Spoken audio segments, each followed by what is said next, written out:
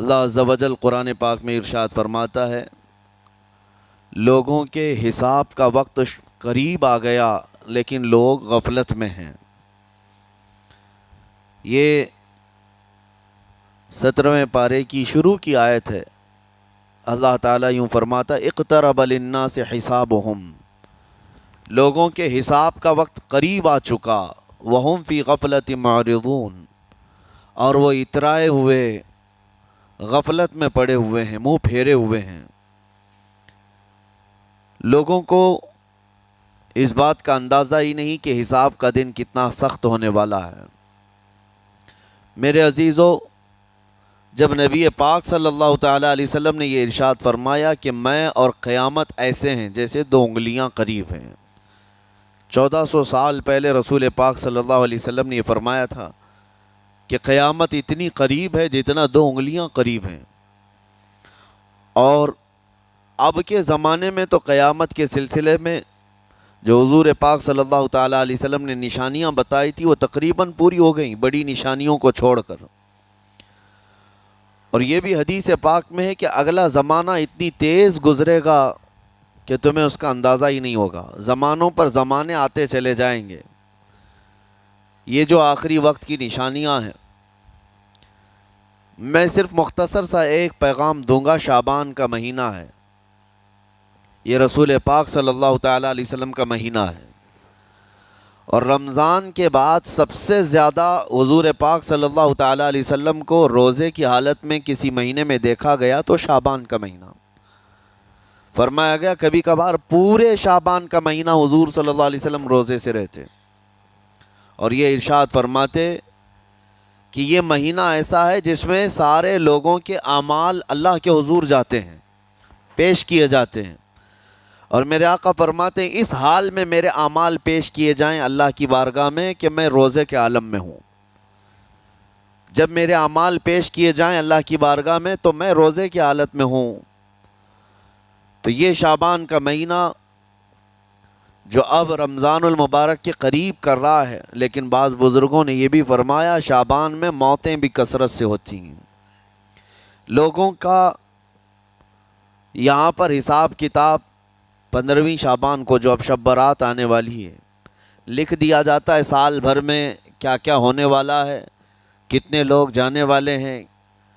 کئی لوگوں کی کتابیں بند کر دی جاتی ہیں۔ حدیث پاک میں یہ بھی ہے کہ فیصلہ اللہ تعالیٰ فرشتوں کے حوالے فرما رہا ہوگا، حالانکہ جب ہم ماں کے پیٹ میں تھے تبھی لکھ دیا گیا ہے کہ کتنی عمر ہے، لیکن فرشتوں کو جو ٹرانسفر کیا جاتا ہے سال میں ایک مرتبہ، اگلے سال ان کا کیا کیا ہونا ہے۔ اور حدیث میں ہے کسی کے متعلق فرشتوں کو یہ کہا جا رہا ہوگا کہ فلاں 1 مہینے بعد، 2 مہینے بعد، 1.5 مہینے کے بعد اس کی فلاں وجہ سے موت آئے گی، لیکن وہ بندہ شادی کی تیاری کر رہا ہوگا، وہ بندہ جس کی موت کا آرڈر جاری ہو چکا ہے، فرشتے لے چکے ہیں، وہ اپنے کاروبار کے اور اپنے گھر بار کے بنانے میں مصروف ہوگا، اسے اندازہ تک نہیں ہوگا کہ شعبان کے اس مہینے میں اس کی موت کا پروانہ نکل چکا ہے۔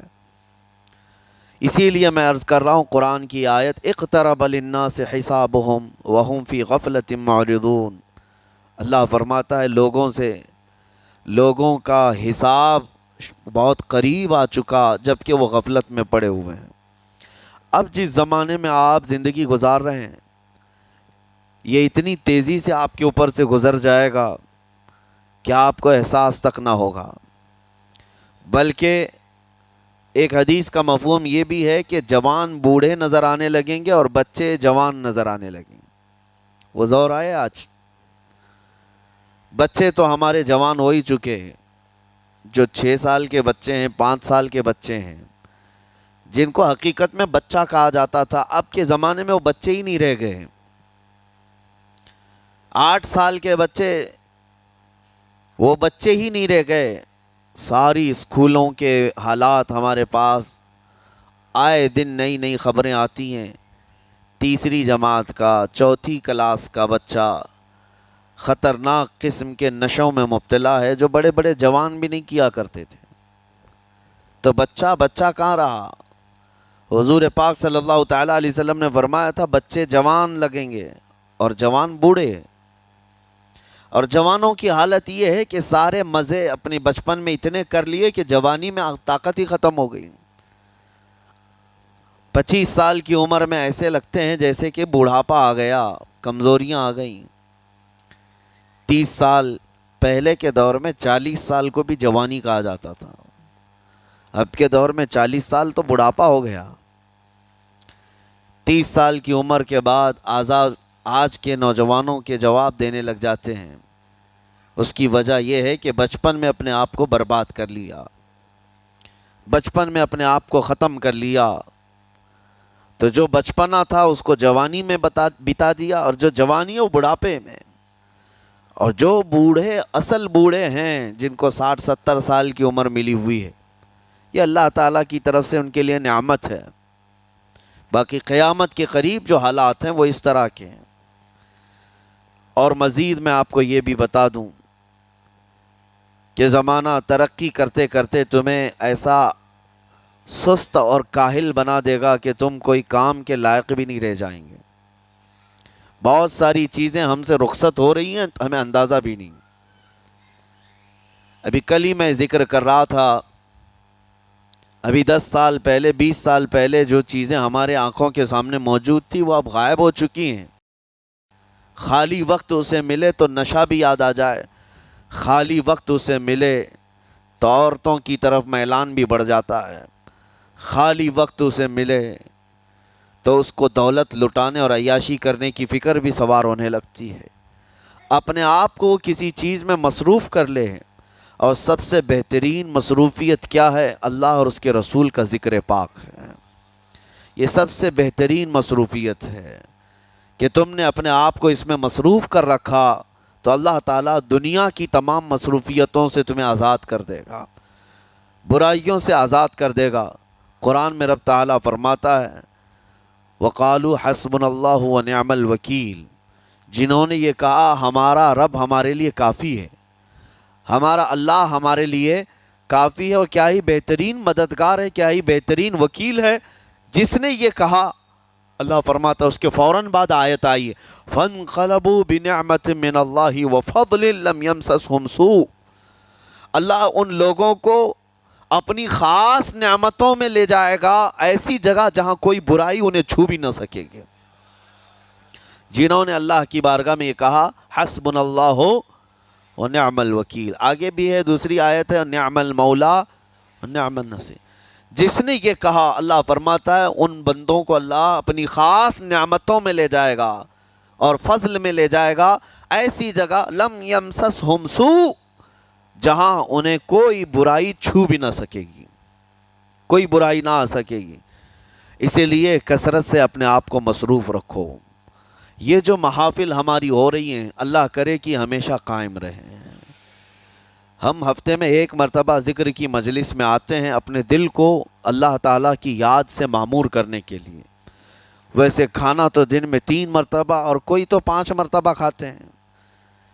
اپنے جسم کا بھرپور خیال رکھا جاتا ہے، ہماری روح کے خیال کے لیے ان مجلسوں میں آنا ضروری ہے۔ یہ مجلسوں کی پابندیاں، اور اگر آپ اس کو ہی یہ سمجھ کر نہ چلیں کہ ہم نے ایک بار ہفتے میں ذکر کر لیا تو اب کافی ہے۔ ہماری گاڑی بھی جو ہے پیٹرول بار بار مانگتی ہے، اس کو جس طرح سے چلاتے ہیں اس طرح سے اس کی خواہش بھی ہے۔ روزانہ گاڑی کو اگر کہیں کھڑی کر رکھیں تو زیادہ پیٹرول نہیں لگے گا، لیکن چلتی رہے تو بار بار پیٹرول کی ضرورت ہے۔ ہم میں سے ابھی کوئی ایسا نہیں ہے جو بستر پر پڑا ہوا ہے، ہر کوئی چل رہا ہے، پھر رہا ہے، دنیا میں مصروف ہے۔ تم اپنے کھانے پانے بھی کر رہے ہو، لوگوں سے ملاقات بھی کر رہے ہو، اس کا مطلب ہے تمہاری گاڑی چل رہی ہے اور اس کو پیٹرول بار بار چاہیے۔ اور یہی جو ایندھن ہے، یہ پیٹرول ہے، اس کا کام یہ اللہ تعالیٰ کا ذکر کرتا ہے۔ تمہارے جسم کو بیلنس رکھنے کے لیے، تمہاری فکروں کو بیلنس رکھنے کے لیے، تمہارے دماغ کو صحیح سلامت ایک نہج پر رکھنے کے لیے یہ ذکر کی محافل قوت دیتی ہیں۔ اگر اس ہفتے میں آپ نے ذکر کیا نہیں ہوا تو آپ اپنے ہی گھر پر سونے سے قبل بستر پر بیٹھ کر کیوں اللہ کا ذکر نہیں کر لیتے؟ 5 منٹ 10 منٹ اس مولا کو پکار کر کے سونے میں کیا حرج ہے؟ لوگ موبائل دیکھتے، گانے سنتے، فلمیں دیکھتے ہوئے سو جاتے ہیں، لیکن اللہ رب العزت کو یاد کر کے سونے والا، میرے عزیزو، قرآن میں مولا فرماتا ہے فَاذْكُرُونِي أَذْكُرْكُمْ، اس کا وعدہ ہے تم مجھے یاد کرو میں تمہیں یاد کروں گا۔ اور اس کی تفسیر میں اللہ تعالیٰ کے اس قول میں، اس فرمان کی تفسیر میں بزرگوں نے فرمایا اللہ کیسے یاد کرتا ہے بندے کو، اللہ بندے کو کیسے یاد کرتا ہے؟ جب تم اس کی یاد میں مصروف رہے، اپنے آپ کو بزی کر رکھا، اللہ تمہیں کیسی جگہ یاد کرتا ہے؟ فرماتے ہیں مفسرین کہ بندہ تو لوگوں میں اللہ کو یاد کیا، اور اللہ بندے کو فرشتوں میں یاد کرتا ہے۔ فرشتوں کے درمیان تمہارا ذکر ہونے لگتا ہے کہ فلاں کا بیٹا فلاں آج میرا ذکر کر رہا تھا۔ آج محفل ذکر سے جتنے نکلیں گے اللہ کریم ہمارا ذکر فرشتوں میں ضرور فرمائے گا، فرشتوں میں ضرور ذکر ہوگا کہ فلاں بندہ آج ذکر میں مشغول تھا۔ اور پھر یہ بھی فرمایا بزرگوں نے، مفسرین نے، کہ اللہ تعالیٰ وہاں یاد کرتا ہے جہاں فرشتے ہوں، فرشتوں کی محفل میں تمہارا ذکر۔ اور اس کے علاوہ یہ بھی فرمایا گیا کہ تم دنیا میں زندگی میں اسے یاد کرتے تھے، اور وہ تمہیں مرنے کے بعد قبر میں یاد کرے گا۔ جب دنیا تمہیں چھوڑ دیتی ہے تب اللہ تعالیٰ تمہیں یاد فرماتا ہے۔ فَاذْكُرُونِي أَذْكُرْكُمْ کا مطلب یہ ہے وہ تمہیں یاد فرمائے گا، لیکن اس کے لیے کثرت سے تم اللہ کو یاد کرو، اللہ کو یاد کرو۔ تو بہرحال میرے عزیزو، قیامت کی نشانیاں جو ہم نے آج مختصر آپ کے سامنے رکھی، وہ بہت تیزی سے تمہارے سروں پر آ رہی ہیں، اور تمہارے ہاتھوں سے بہت سارے کام اب چھن جائیں گے۔ ابھی آپ ترقیات میں خوشی سے بات کرتے ہوئے بیٹھتے ہیں نا، ڈسکس کرتے رہتے ہیں کہ سنا ہے ایسی کار آ رہی ہے کہ وہ اب بغیر ڈرائیور کے چلے گی، روبوٹ سے چلے گی۔ اس کو تو ہم خوشیوں میں ڈسکس کرتے ہیں کہ اچھا ایسا ہونے والا ہے۔ پہلے ایسا تھا کہ موبائل آپ بٹن کے دباتے تھے، کسی نے اگر خبر کر دیا کہ نہیں بعد میں صرف ٹچ کرنے سے آتا ہے تو آپ کہتے اچھا ایسا بھی آنے والا ہے۔ لیکن آپ کوئی کہے تو آپ کو کوئی تعجب نہیں، ٹچ اسکرین، کوئی تعجب کی بات نہیں، بنا ڈرائیور کے گاڑیاں آ جائیں گی۔ اس طرح ہوتے ہوتے نظام زندگی اس قدر بدل جائے گا، اس قدر بدل جائے گا۔ آج میری یہ بات نوٹ کر کے رکھ لیں، زندگی باقی رہی تو 10 سال بعد انشاءاللہ ہم ملاقات کریں گے، اگر اللہ نے زندگی باقی رکھی، اور اس کے بعد پھر ہماری یہ باتیں میچ کر کے دیکھیں کہ کیا کیا ہوا ہے اور کیا کیا دنیا بدل چکی۔ اسی لیے میں کوئی بھوشمانی نہیں کر رہا ہوں، اور نہ ہی کوئی جوتش بابا ہوں طوطا لے کر جو بیٹھتا ہے، یا تمہارے ہاتھوں کی لکیریں دیکھ کر کے کوئی فیوچر بولنے والا نہیں۔ مصطفیٰ کریم صلی اللہ تعالیٰ علیہ وسلم کی احادیث سے جو قیامت کے قریب ہونے والے، رونما ہونے والے واقعات ہیں، میں ترجمانی کر رہا ہوں حضور کی حدیثوں کی، اس لیے کہ ہمیں پتہ ہے دنیا کے سارے سائنسدان جھوٹ بول سکتے ہیں، مدینے والے کی بات جھوٹ نہیں۔ میرے آقا صلی اللہ تعالیٰ علیہ وسلم کا فرمان جھوٹا نہیں ہو سکتا۔ اس لیے اگلا دور جو آ رہا ہے وہ بڑا سخت ترین ہے۔ اب آپ دیکھیں، محنت سے عاجز، ہر چیز سے محنت سے تمہیں نکال لینا ہے۔ میں نے تو لکھنے پڑھنے کی ایک مثال دی کہ تمہارے ہاتھوں سے قلم چلا جائے گا، تمہارے پاس سے کتابیں جو پرنٹ ہوتی تھی یہ بھی چلی جائیں گی، بس تم موبائل میں آڈیو کتابیں سنتے رہو۔ اور دور تو ایسا ہوگا کہ کچھ لکھنا بھی ہے، وہ بھی ابھی آ ہی چکا ہے، وائس کمانڈ جو ہوتا ہے اس کو بولو وہ لکھ کر کے دے دے گا۔ تم اس میں موبائل میں جو بولو گے وہ ٹائپ بھی ہو جائے گا۔ تو جب آپ کے بولنے سے سب لکھ بھی جاتا ہے تو قلم اٹھانے کی ضرورت کیا ہے؟ قلم چھوٹ گیا تمہارے ہاتھ سے، یہ سب چیزیں چھوٹ جائیں گی۔ آگے اب دور کے متعلق پیشین گوئیاں بعض سائنسدانوں نے یہ بھی کی ہیں کہ بچے پیدا کرنے کے لیے شادی ہونا بھی ضروری نہیں۔ یہ دنیا کا پلان ہے، یہ میں فطرت خداوندی کو نہیں بتا رہا، اللہ کے قانون کے خلاف ہے، لیکن دنیا یہ بھی چاہتی ہے کہ شادی کی بھی ضرورت نہیں، بچے ہم لیب میں پیدا کریں گے، لیبارٹری کے اندر ماں کی جیسے رحم دانی ہوتی ہے، بچہ دانی، آرٹیفیشیل اس کو تیار کر کے اس کے اندر کسی مرد کے نطفے کو رکھ کر اس کو وہیں پروان دیا جائے گا۔ نہ کسی یہ شادی کی ضرورت ہے، نہ کوئی عقد، نہ کوئی ایگریمنٹ، کچھ نہیں۔ جس کو بچہ چاہیے وہ لیب سے خرید لے، ہر طرح کی چیزوں سے تمہیں عاری کر دیا جائے۔ ابھی تو بہت سارے لوگ سوال بھی کرتے ہیں ہم سے ٹیسٹ ٹیوب بیبی کے متعلق، جس کو بچے نہیں ہو رہے ہیں، کیا وہ اس طرح سے ٹیسٹ ٹیوب بیبی سے، جو آج ایک طریقہ کار ہے، بچے پیدا کر سکتے ہیں یا نہیں؟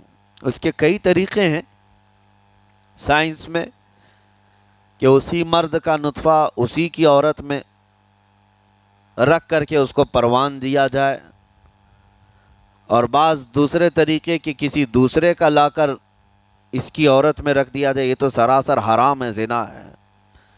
لیکن ائمہ اکرام، فقہاء اکرام نے حلال رشتے کے اندر ہی مرد اور عورت جو شادی شدہ ہیں ان کو بھی اس طریقے سے بچہ حاصل کرنے کی اجازت نہیں تھی، وہ ناجائز ہے، ناجائز ہے۔ بچے دینا یہ اللہ کی شان ہے۔ حضرت ابو ہریرہ رضی اللہ تعالیٰ عنہ حضور صلی اللہ علیہ وسلم کی بارگاہ میں حاضر ہوئے، عرض کرتے ہیں عرب والے لوگ عزل کرتے ہیں یا رسول اللہ، یعنی بچے نہ ہونا نہیں چاہیے کسی کو، تو پریکاشن لیتے تھے وہ لوگ، اس کا طریقہ کار ان کا الگ تھا عربوں کا، وہ انزال نہیں کرتے، اس سے پہلے جدا ہوتے۔ حضرت ابو ہریرہ رضی اللہ تعالیٰ عنہ نے حضور کی بارگاہ میں پوچھا کہ ایسا کیا کرنا کیسا ہے؟ نبی پاک صلی اللہ تعالیٰ علیہ وسلم نے ارشاد فرمایا اگر رب تبارک و تعالیٰ چاہے تو بھی بچے عطا کرے گا، کوئی عزل کر لے الگ ہو جائے، اگر مولا کو دینا ہو تو اس حال میں بھی اللہ تعالیٰ بچے عطا کرے گا، جو مولا بغیر باپ کے عیسیٰ پیدا فرماتا ہو۔ تو بہرحال میں بات الگ نہ چلی جائے اس لیے عرض کر رہا ہوں کہ اگلے دور میں سارے کام کاج تمہارے ہاتھوں سے نکل جائیں گے، عاری کر دیا جائے گا اور تمہیں سست اور کاہل بنا دیا جائے گا، اور جب بندے کے پاس کوئی کام ہی باقی نہ رہے تو اس کا دماغ شیطانی بن جائے گا، اور شیطان اس کو ہانکتا رہے گا صبح سے شام تک، شام سے صبح تک۔ اور میں آپ کو بتا دوں دنیا یہ چاہتی ہے کہ رات کو دن بنا دے، یعنی کوئی رات کا تصور ہی نہ رہے، نہ اندھیرا ہے نہ ہی کوئی اس طرح کی تاریکی، بلکہ پورا ٹوٹل 24 آورز ایسا ہی اجالا دکھنا چاہیے، تمہاری نیندیں ختم ہو، کسی کے لیے بھی اندھیرا ہو گیا چلو سوئیں۔ یہ اللہ کے جتنے نظام ہیں اس سے یہ دنیا چھیڑ چھاڑ کرنے کی کوشش کر رہی ہے۔ یہ جو خفیہ طاقتیں ہیں دنیا کو جو چلا رہی ہیں، وہ فری میسن ہوں اور سیکریٹ تنظیمیں جو آج دنیا میں کام کر رہی ہیں، وہ قانون خداوندی سے چھیڑ چھاڑ کرنا ان کی فطرت ہے، عادت ہے۔ ہر چیز جو اللہ تعالیٰ کی بنائی ہوئی، پہاڑوں کو اپنی جگہ سے ہٹا دینا۔ عرب میں آج پتہ ہے آپ کو، سعودی میں سب سے زیادہ پہاڑ کاٹے جا رہے ہیں، پہاڑ اتنے کاٹتے ہیں وہ لوگ، پورے کے پورے پہاڑوں کو انہوں نے زمین سے الگ کر دیا، اور وہاں پہاڑ کا وجود ہی نہیں۔ مکہ میں جا کر آپ دیکھ لیں، مدینے میں جا کر دیکھ لیں، 4 سال 5 سال کنٹینیو کئی مشینیں لگا کر کے پورے پہاڑ کو صاف کر دیا، پتھر کے پہاڑ۔ اصل میں یہ نظام قدرت ہے، پہاڑ یوں ہی نہیں بنائے اللہ نے زمین پر۔ والجبال اوتادا، یہ میخ بنا کر کے اس میں گاڑ دیے گئے تاکہ زمین ہلنے نہ پائے، زمین پانی پر ہے، اور جب پہاڑوں سے چھیڑ چھاڑ کیا جائے گا زمینوں میں زلزلے آئیں گے، ادھر سے ادھر زمین ہل جائے گی۔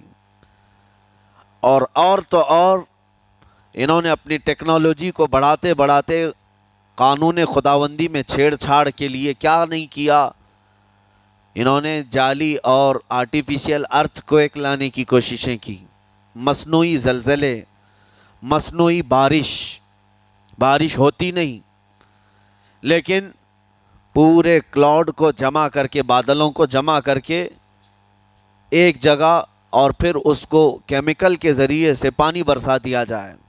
لوگوں کو لگتا ہے کہ ابر چھا گیا اور پانی آنے لگ گیا. یعنی بارش بھی مصنوعی برسائی جائے، ہوائیں بھی مصنوعی چلائی جائیں، پہاڑ بھی کاٹ دیے جائیں، جعلی زلزلے لائے جائیں. سونامی کو بھی لانے کی ترکیبیں ان لوگوں نے سوچی کہ زیر زمین جو لاوا ہوتا ہے اس کے اندر دھماکہ کر دیا جائے تاکہ پانی کی موجیں بے قابو ہو کر بہت زیادہ لہریں اٹھ جائیں اور دنیا میں تباہی مچائیں. بیماریاں اللہ کی طرف سے آتی ہیں، لیکن بیماریاں یہ لیب میں بنانے کی کوشش کرتے ہیں کہ وائرس بنائے جائے اور لوگوں کے درمیان چھوڑ دیے جائیں، جس کو آج دنیا کی بڑی طاقتیں بایو ویپن کا کہتی ہیں. یعنی ہتھیار صرف گولہ بارود بندوق اور میزائل ہی نہیں ہیں، ہتھیار یہ وائرس بھی ہیں، کیمیکل بھی ہے، دوائیوں کی شکل میں. یہ برسوں سے یہ تنظیمیں اس بات پر کام کر رہی ہیں، حتیٰ کہ یہ نظام قدرت کو، نظام خداوندی کو پورے اکثر بدلنے کے لیے انہوں نے مردوں کو عورت بنانا، عورتوں کو مرد بنانے کی بھی مہم چھیڑ رکھی ہے.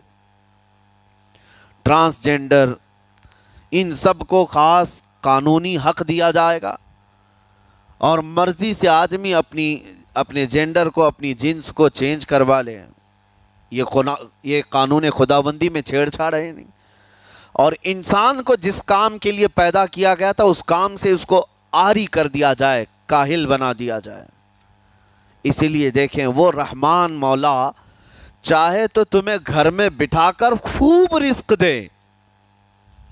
وہ غفار ہے جو چونٹیوں کو اپنے سوراخ میں رزق دیتا ہے، مچھلیوں کو پانی کے اندر رزق دیتا ہے. وہ اشرف المخلوقات کو کیوں نہیں کھلائے گا؟ لیکن اس کا حکم یہ ہے، قُضِ اِذَا قُضِيَتِ الصَّلَاةُ فَانْتَشِرُوا فِي الْأَرْضِ، جب نماز پڑھ لو تو زمین میں پھیل جاؤ اور اللہ کا رزق ڈھونڈو. یہ نہیں کہ گھر میں بیٹھ کر کے تم پکارتے رہو رزق آ جا، رزق آ جا، رزق آ جا. یہ نہیں ہے. تمہیں کیوں؟ تم کاہل اور سست نہ بنو. تمہیں فرمائے گا ہاتھ پیر چلاؤ. نبی پاک صلی اللہ تعالیٰ علیہ وسلم نے ارشاد فرمایا، دنیا کا سب سے بہترین رزق وہ ہے جو اپنے ہاتھوں کی کمائی.